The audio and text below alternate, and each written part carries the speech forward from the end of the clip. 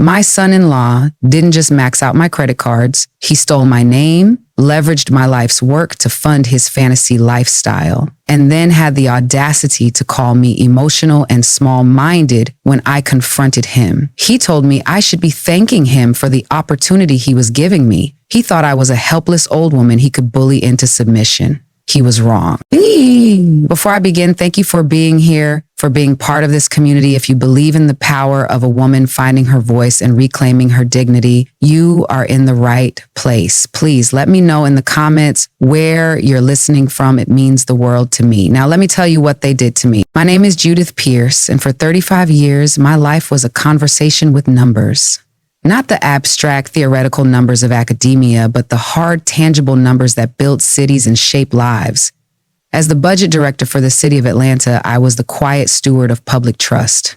The woman in a sensible Navy suit whose signature was the final, unglamorous step in a process that put police cars on the street and books in school libraries. Didn't cut ribbons or make speeches. I was the woman in the back room with a ledger, ensuring that every promise the city made was backed by the cold, hard, unambiguous truth of a balanced budget. My world was one of order, precision, and the unwavering principle that accounts must, in the end, be settled. My late husband, Robert, understood this language. He was a civil engineer, a man who believed in foundations, in stress tests, in the quiet integrity of a well-laid plan. Together, we built our life in Collier Heights, a neighborhood that was itself a testament to Black ambition and resilience in the 50s and 60s when other doors were closed. The first Black doctors, lawyers, and educators in Atlanta built their handsome brick homes here, creating a sanctuary of manicured lawns and shared values. Our house, a stately colonial with proud white columns, was more than a home. It was the physical manifestation of our life's philosophy. Live within your means, honor your obligations, and above all, protect your good name. Robert passed 5 years ago, but the principles we lived by remained, etched into the very mortar of our home. I lived a life of quiet, debt-free dignity, a life I thought was unassailable. I had no idea a hostile takeover was already being planned at my own dining room table. My daughter Danielle is my only child, the beautiful beating heart of my life. She inherited her father's generous spirit, a quality that makes her kind to a fault, a bright light of optimism in a world I knew to be full of shadows. It was this beautiful, trusting nature that made her the perfect mark for Marcus Thorne. Marcus was a man who moved through the world as if it were a stage designed for him. He was handsome, charismatic, and armed with a vocabulary of ambition that held Danielle and much of Atlanta's aspiring Black professional class completely mesmerized. He was the founder and CEO of Thorne Legacy Group, an entity he described with breathless importance as a venture capital incubator for disruptive Black-owned enterprises. He spoke in a dizzying torrent of buzzwords that seemed designed to obscure rather than clarify. He didn't have ideas, he had verticals. He didn't have meetings, he had ideation sessions. He didn't have a business plan, he had a roadmap for scalable disruption. To Danielle, he was a visionary, a modern-day titan forging a new path of generational wealth for a community that deserved it. To me, a woman who had spent a lifetime scrutinizing spreadsheets, he was a walking, talking prospectus for a company with no discernible assets. Their life was a performance of wealth. The trendy Buckhead condo with its floor-to-ceiling windows, his leased European sports car, the endless parade of networking dinners at restaurants where the entrees cost more than my weekly grocery budget. It was all part of the show. And I knew, with the quiet dread of a seasoned auditor, that my own life savings were funding the production. I had given them the down payment for their home, a sum that was never again referred to as a loan. I paid for Danielle's new car after she'd had a fender bender. I did it for my daughter's happiness, biting my tongue every time Marcus would look around my comfortable, paid-for home and refer to my meticulously managed portfolio as stagnant capital that a man with his vision could activate. The last time we had Sunday dinner together at my house, the tension was a palpable thing. I'd made Robert's favorite meal, pot roast, slow-cooked for hours with collard greens and candied yams. Marcus picked at his food, a look of faint disdain on his face. "This is lovely, Judith, really," he said, dabbing his mouth with one of my linen napkins. "So traditional." He turned to Danielle, his smile dazzling. "Babe, did I tell you we secured a preliminary partnership with that tech firm in Palo Alto? They're ready to revolutionize the supply chain logistics for Black-owned beauty brands. It's a game changer. Oh, Marcus, that's wonderful, Danielle beamed, her eyes shining with reflected glory. I took a slow sip of my iced tea. And what does this partnership entail exactly? I asked, my voice even. It entails, Marcus said, turning his full charismatic attention on me, a paradigm shift. It's about leveraging influence to create access, Judith. It's something your generation, with all due respect, doesn't fully grasp.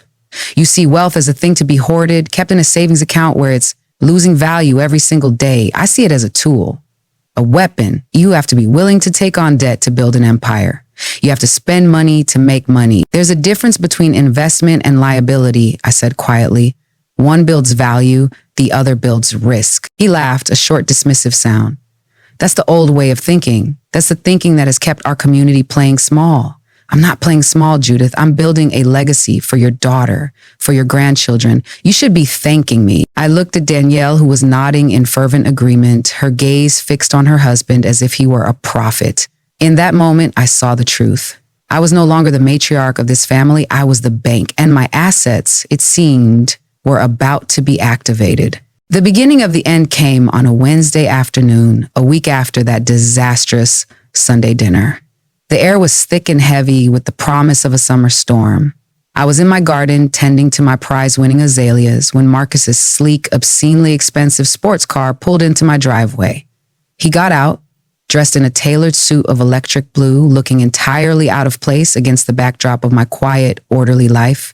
He was alone, a rare occurrence, and his face was a perfect mask of stressed importance. Judith, he said, striding towards me, his phone pressed to his ear. He held up a finger, indicating he needed a moment, a power move designed to establish his own importance on my territory. No, listen to me, David, he barked into the phone. The valuation is non-negotiable. We're the disruptive force in this space. You either get on the train or you get run over by it. I'll call you back. He snapped the phone shut and turned to me, his expression shifting from corporate predator to concerned son-in-law. Sorry about that, he said, loosening his tie. Putting out fires, you know how it is. I did not know how it was. My professional life had been about preventing fires, not putting them out. I stood up slowly, wiping the rich soil from my hands onto my gardening apron. Is Danielle with you? I asked. No, she's in a meeting with a new branding consultant, he said, waving a dismissive hand. I came to see you. We need to talk. We went inside, the cool air of the house, a welcome relief. I offered him a glass of iced tea, which he accepted, though he held it without drinking, letting the condensation bead and drip onto my polished mahogany coffee table. He paced my living room, his restless energy a stark contrast to the room's quiet stillness.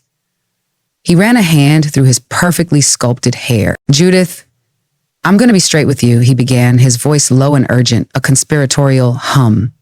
I'm on the 1 yard line. A major investment firm out of New York, one of the biggest, is ready to commit. They see the vision. They see the power of the Thorn Legacy Group. He paused, letting the weight of his words fill the room. We're talking 8 figures, Judith. 8 figures.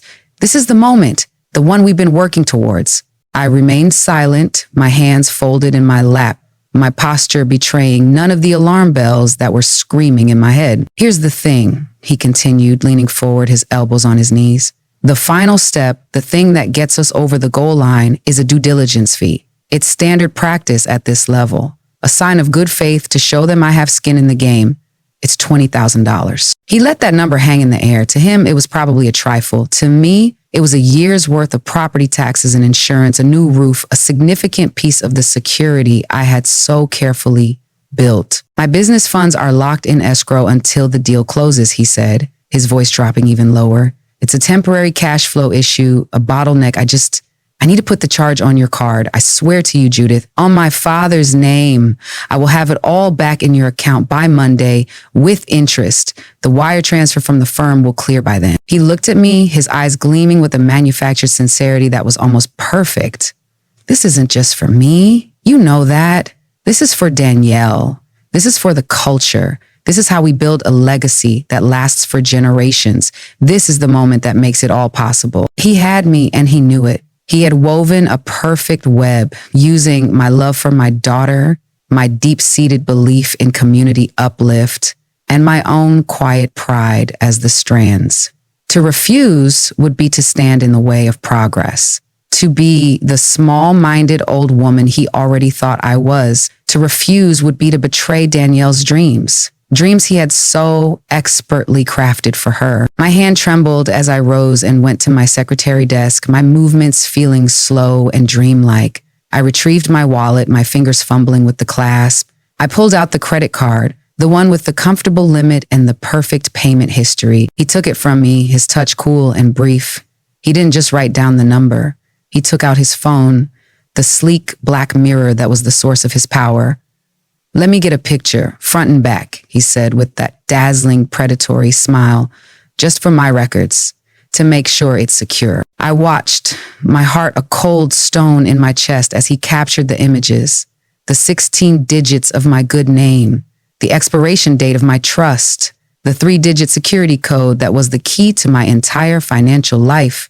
He was supposed to be building a legacy, but in that moment I felt with a chilling certainty that he was merely planning a robbery.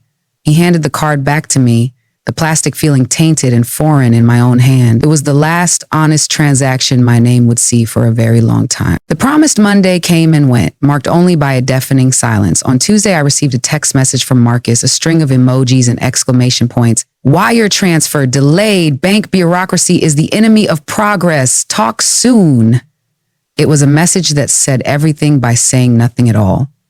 The rest of the week unfolded in a similar pattern. His excuses were slick, plausible, and delivered with a casual confidence that was, in itself, an insult. He was too busy to talk. In back-to-back meetings, flying to the coasts, he was always on the verge of a breakthrough, always one step away from the success that would solve everything. The reckoning came 2 weeks later, not with a phone call or a confession, but in the bright, unforgiving fluorescent lights of a Publix grocery store. It was a Saturday morning, and I was buying flour, sugar, and butter for the AME Zion Church's annual bake sale, an event I have proudly and efficiently chaired for 15 years.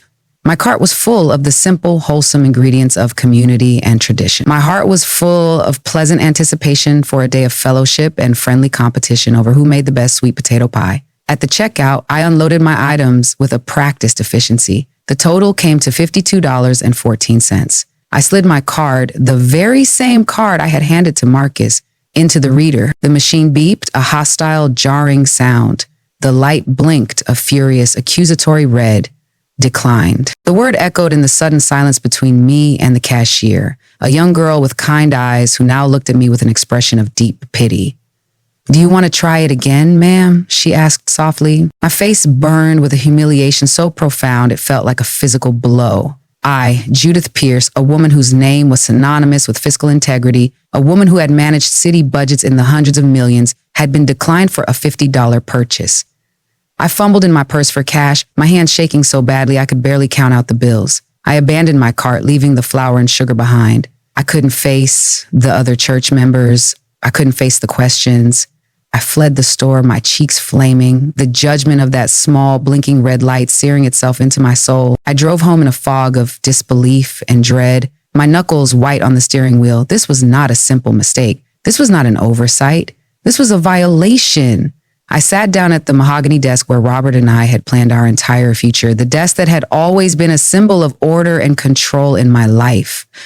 With trembling fingers, I typed in the web address for my bank and logged into my account. It wasn't an overdraft, it was a massacre. The screen bled red. The available credit line, which should have been a healthy 6 figures, was a single monkey digit, 0. My stomach clenched. He hadn't made one charge for $20,000. He had used the photos of my card, my trust, my name to open 3 supplementary cards, all issued to a Marcus Thorne. And he had gone on a rampage. The list of charges was a monument to his breathtaking fraud, a detailed accounting of his lies. There was the initial $20,000 charge, not to a due diligence firm, but to a shell corporation in Delaware that I later learned he owned. Then came the deluge, a $15,000 charge for a year's lease on a prestigious office in a downtown skyscraper. A series of first-class flights to Los Angeles, Miami, and New York, each one costing thousands, charges from designer boutiques, where he had clearly purchased a new wardrobe fit for a titan of industry, Gucci, Tom Ford, Salvatore Ferragamo, a $20,000 down payment on a new Mercedes Benz, a car I now realized he had been showing off on social media. And then the most insidious charges of all, dozens of smaller recurring payments to software companies, web hosting services, marketing firms, and public relations consultants. It was the entire architecture of his fraudulent empire, the digital scaffolding he used to construct his fake success. He hadn't just used my money for a weekend of excess. He had siphoned over $150,000. He had taken my good name, the legacy Robert and I had spent a lifetime building, brick by painstaking brick, and used it as the unlimited unsecured slush fund for his fantasy life. I scrolled through page after page of transactions, each one a separate calculated betrayal. The room grew dark as the sun set. But I didn't turn on a light. I just sat there in the deepening shadows, the cold blue glow of the monitor illuminating the ruin he had made. The shame I had felt in the grocery store was gone, replaced by something far colder, far heavier. It was the icy, dead calm certainty of a woman who has been pushed too far. He had mistaken my kindness for weakness, my generosity for foolishness. He had made a grave miscalculation. He thought he was just stealing money. He had, in fact, declared war on a budget director. And in my world, the auditors always win. The confrontation was not a choice. It was a necessity, a line item that had to be addressed before the books could be closed on this chapter of my life. I drove to their Buckhead condo that evening, the printed bank statements a heavy, damning stack on the passenger seat. The air in their minimalist apartment was thick with the smell of expensive takeout and the cloying scent of a scented candle that probably cost more than my abandoned groceries. Music I didn't recognize pulsed from a sleek wireless speaker. Danielle greeted me at the door, her smile faltering when she saw the look on my face. Mama? What's wrong? Marcus emerged from the bedroom, dressed in a silk robe, a glass of wine in his hand. He looked annoyed by the interruption. Judith, to what do we owe the pleasure? He asked, his voice dripping with a sarcasm he made no effort to conceal. I didn't answer. I walked past them to their marble coffee table, a ridiculously impractical piece of furniture, and laid the statements down, fanning them out like a losing hand of cards. $152,412.63, I said, my voice as cold and hard as the stone of their table. That is the current balance on my credit cards. Danielle's face crumpled. She stared at the papers, her eyes wide with a dawning, horrified comprehension. She looked from the statements to her husband, her expression pleading. Marcus, what is this? I don't understand. Marcus, however, did not even have the grace to look ashamed. He strolled over, picked up a statement, and glanced at it with a bored expression. He sighed, a sound of profound irritation, as if I were a tedious, emotional underling questioning his brilliant high-level strategy. Judith, with all due respect, you're not seeing the big picture, he said, his tone a masterclass in condescending gaslighting. I didn't spend your money. I invested it. I leveraged your excellent but dormant credit to build an enterprise that was going to set this family up for life. You're looking at the expenses. I'm looking at the legacy. That was my legacy. My voice finally broke. A raw, ragged sound of profound betrayal that seemed to be torn from my very soul. The money Robert and I saved, the good name we built in this city, a name my husband died with, a name you have dragged through the mud for your cheap suits and your fancy cars. You are a common thief.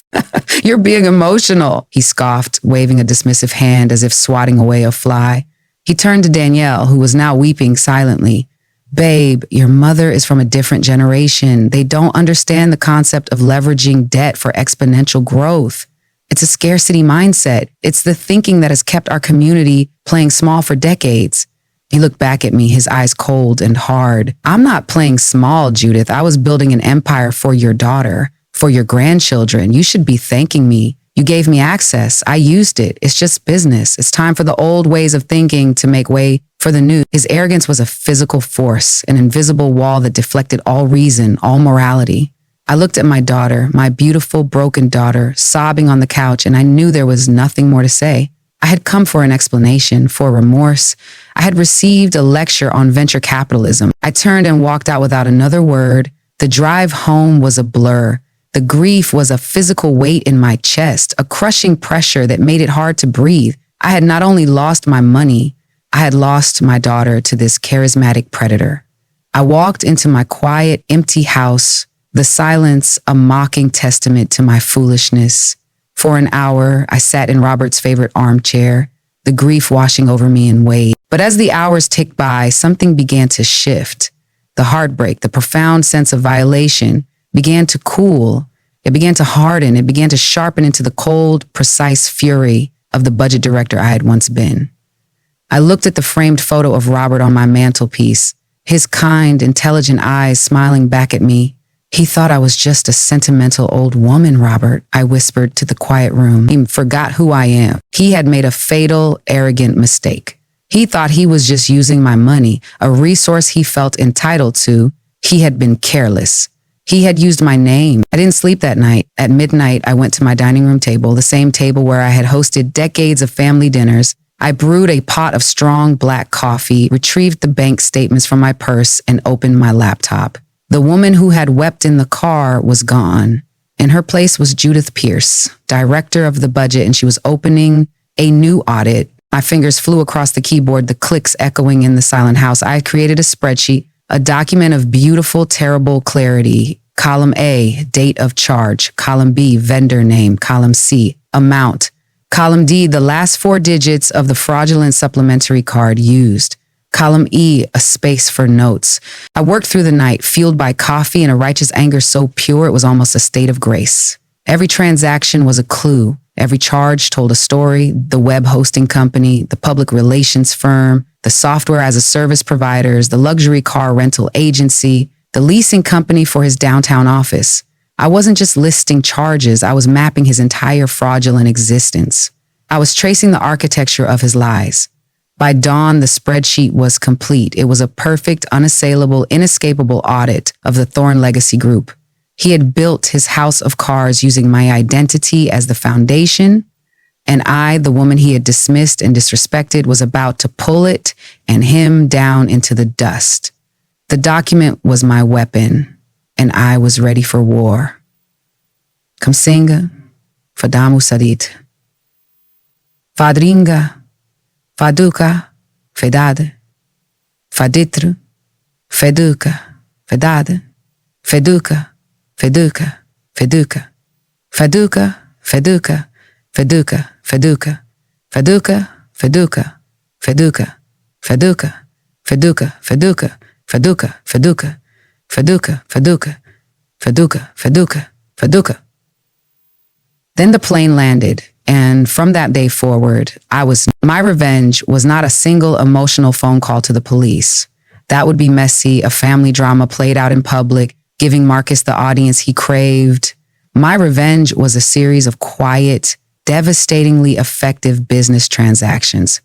It was a corporate demolition, executed with the impersonal precision of a seasoned auditor. On Monday morning, I didn't start with my bank's consumer fraud department. They would be helpful, but slow, tangled in bureaucracy. I started with his vendors. I started at the top of my spreadsheet. My first call was to the corporate headquarters of the prestigious commercial real estate firm that leased him his downtown office. I navigated their automated phone tree with practiced ease and asked for the accounts receivable department. Hello, I said, my voice crisp, professional, and devoid of any emotion. My name is Judith Pierce. I am calling regarding the lease account for your tenant, the Thorn Legacy Group, at your 101 Peachtree Street location. It has come to my attention that my personal credit information was used fraudulently and without my authorization to secure this lease and all subsequent monthly payments. I paused, letting the legal weight of my words sink in. I am formally disputing every charge ever made from my accounts to your company. The card numbers associated with this fraud are as follows. I read them off from my spreadsheet. Please freeze this account immediately and cease all automatic payments. I will be following up with my bank's official fraud affidavit. The silence on the other end was profound, broken only by the frantic sound of typing. The accounts manager, a man named David, finally cleared his throat. Ma'am, I see the account here. I will escalate this to our legal department immediately. We take fraudulent activity very seriously. I'm so glad to hear that, I said, my voice still perfectly calm. I'm sure you understand that any attempt to collect these fraudulent debts from me will be met with legal action. Have a good day. I hung up. One brick pulled from the foundation. My second call was to the corporate headquarters of the web hosting company, a trendy tech firm based in California. The script was the same. Hello, my name is Judith Pierce. I explained the situation with the same cool, detached precision. The representative on the other end was young and audibly alarmed.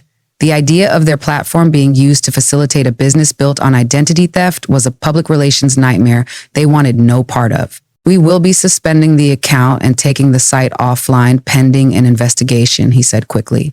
Thank you for your prompt attention to this matter, I replied.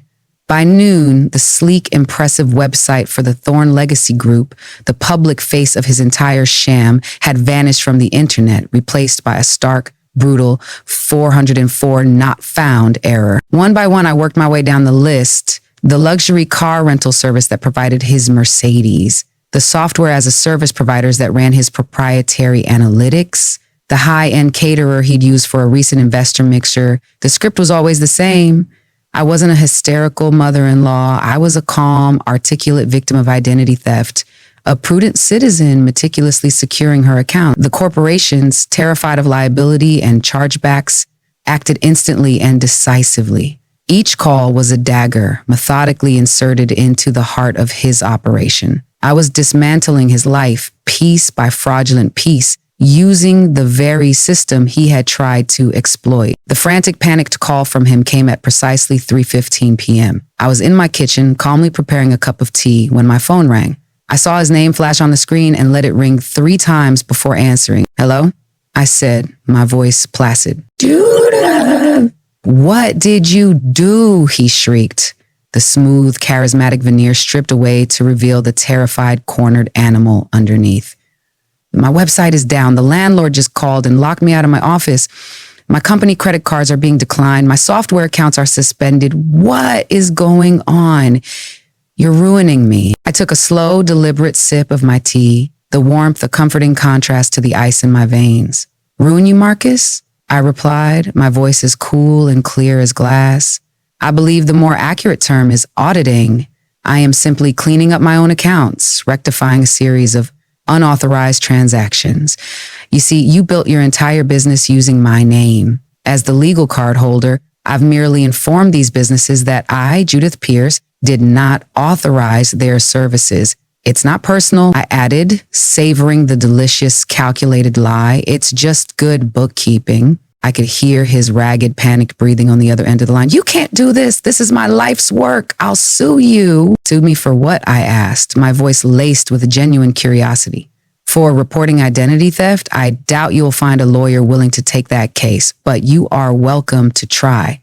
I paused, letting the full weight of his catastrophic miscalculation crush him before delivering the final, devastating blow. My bank's corporate fraud department is taking this all very seriously, of course. I continued, my tone now confiding as if sharing a helpful tip.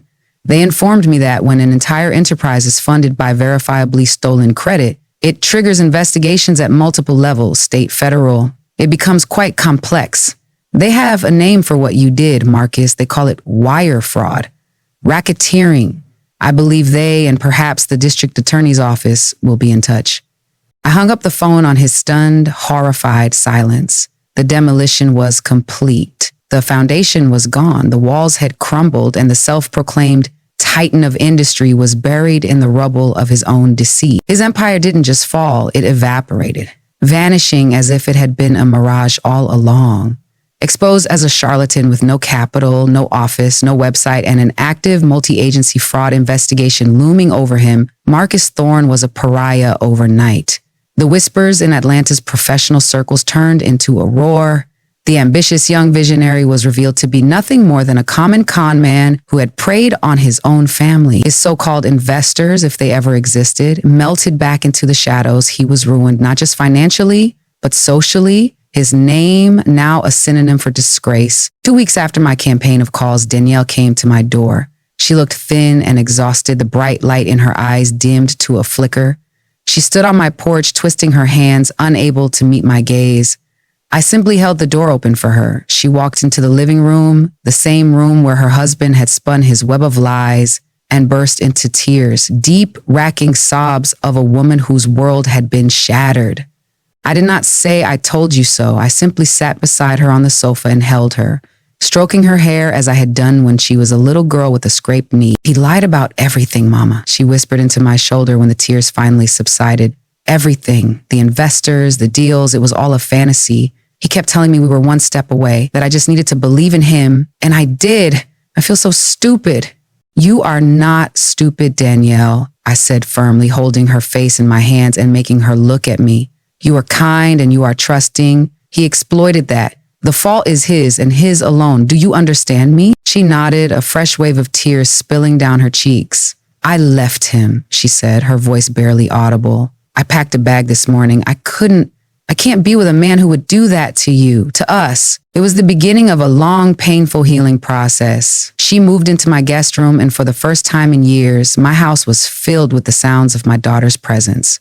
We talked for hours, rebuilding the trust that Marcus had so systematically dismantled. It was a slow, difficult reconciliation, but it was real. My own reconciliation was with the faceless bureaucracies of the financial world. Restoring my name was a tedious, frustrating war of attrition. It took 6 long months of diligent, painstaking work. I spent hours on the phone with fraud departments, filled out endless stacks of affidavits, and sent countless certified letters with copies of my spreadsheet and police report. I pursued it with the grim, relentless determination of a woman reclaiming her most valuable possession. Each fraudulent charge that was removed, each negative mark that was erased from my credit report, was a small, hard-won victory. Finally, the day came when I received a letter from all 3 credit bureaus. My record was clean. My score was restored to its pristine state. My name, Judith Pierce, was once again a symbol of integrity and trust. One crisp autumn afternoon, I was sitting on my porch, a cup of tea in my hand, watching the golden leaves drift down from the old oak trees that lined my street.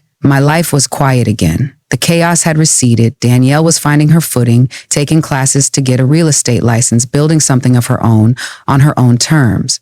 Marcus, I had heard through the grapevine, was facing a raft of federal charges. His legacy would be a rap sheet. I thought about the past year, about the humiliation and the betrayal, but I did not feel bitterness.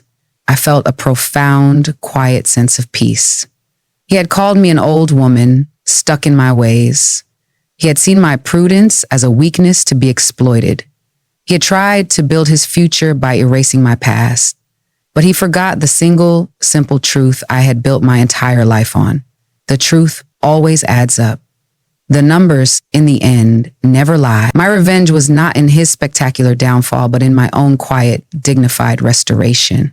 He had tried to steal my legacy, but I had defended it with the only weapons I had ever needed: a sharp mind, a clear ledger, and a good name. And that, I knew, was the only asset that truly mattered.